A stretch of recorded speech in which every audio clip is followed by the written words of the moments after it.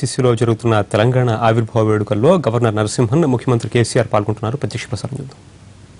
తల్లి ప్రతిష్ఠ ఒక ఉజ్వలమైనటువంటి ఘట్టం. తెలంగాణ తల్లిని తన స్వప్నలోకాల్లో దర్శించి రూపుదిద్దారు మాన్యులు ముఖ్యమంత్రి వర్యులు.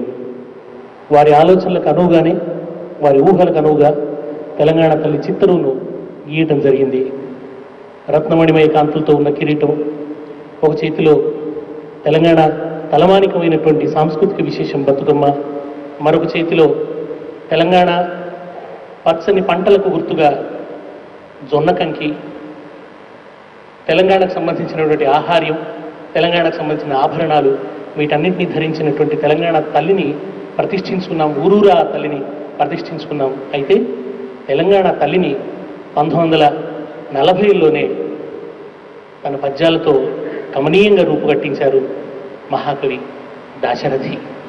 నా తెలంగాణ కోటి రత్నాల వీణ అనే ఒక మకుటాయమానమైనటువంటి శీర్షికని తెలంగాణ చరిత్రకి, తెలంగాణ అస్తిత్వానికి ప్రసాదించిన మహిమాన్వితుడైనటువంటి కవి మహాకవి దాశరథి రచించినటువంటి తెలంగాణ తల్లిని స్తుతించే పద్యాలను ఇప్పుడు శ్రీ త్యాగరాయ సంగీత నృత్య కళాశాల అధ్యాపకులు ఆలాపిస్తారు.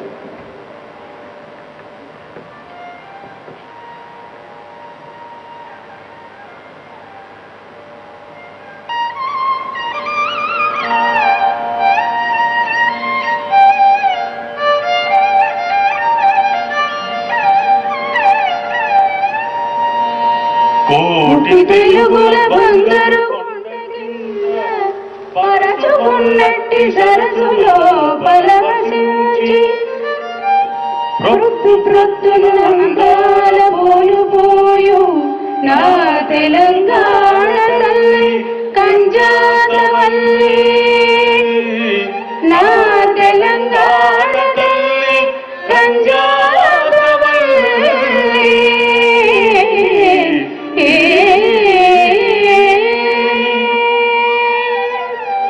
వేయి స్తంభాల గుడి నుండి చేయి సాచి ఎల్లోరా గుహలంలో పల్లవించి శిల్పి ఒలి ముక్కులో వికసించి కట్టి నా తెలంగాణ కోటి పుణ్యాల జాణ, నా తెలంగాణ కోటి పుణ్యాల జాణ.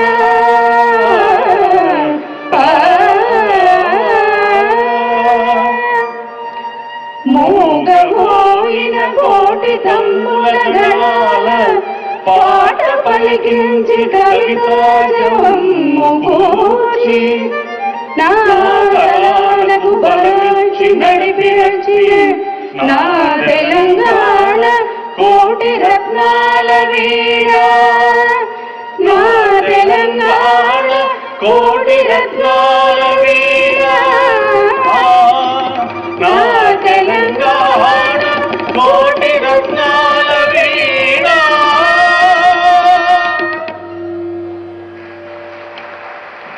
అంత సురుచిగా, సుమనోహరంగా, అంత భావుకంగా తెలంగాణ తల్లిని ఆనాడు మహాకవి దాశరథి తన కవిత్వ లోకాల్లో దర్శించాడు. అదేవిధంగా ఇంకా అనేక మంది తెలంగాణ తల్లిని ప్రస్తుతించారు. తెలంగాణ ఉత్కృష్ట చరిత్రను గానం చేశారు. తెలంగాణ అస్తిత్వాన్ని హిమగిరీంద్ర శిఖర స్థాయిలో గానం చేశారు. కథనాన శత్రుగుల కుత్తుకల నవలీల, కథనాన శత్రుగుల కుత్తుకల నవలి.